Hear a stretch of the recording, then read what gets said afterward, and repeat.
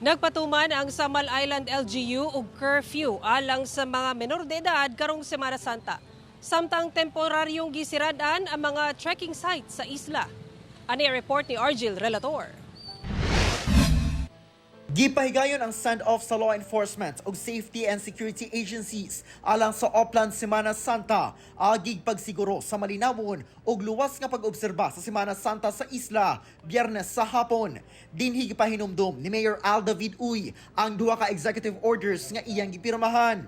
Una ang pagpatuman og curfew sa mga minor de edad, 18 paubos gikan alas 10 sa gabi hangtod alas 5 sa buntag. Nagsugod na ang pagpatuman niini adlong Domingo, March 24 o bulungtad hangtod sa March 31. Hinoon, dunay exceptions sama sa kung kauban sa minor de edad ang ilang ginikanan o kung pauli gikan sa eskwelahan o trabaho. So all unaccompanied minors na naglatagaw sa isla, hipuson yun. Ipauli sa balay.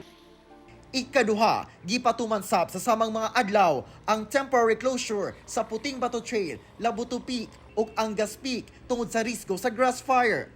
Temporaryo sab nga gisrado sa publiko ang bag-o ginadayo nga Dao Falls.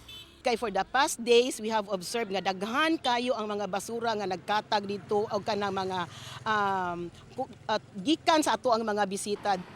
Hangyo ngadto sa mga turista nga ilabay sa saktong basurahan o dalon ang ilang mga basura. Kauban si Metro Awing sa kamera. Ako si Argil Relator para sa One Mindanao.